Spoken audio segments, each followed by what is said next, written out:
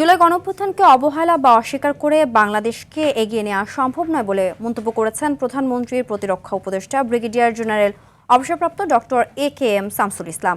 তিনি বলেন, জুলাইয়ের চেতনা ধারণ করেই বর্তমান সরকার রাষ্ট্র ও সমাজ পুনর্গঠনের কাজ এগিয়ে নিতে চায়। শনিবার রাজধানীর রাওয়া ক্লাবে ফিরে দেখা জুলাই 2024 অনুষ্ঠানে এসব কথা বলেন।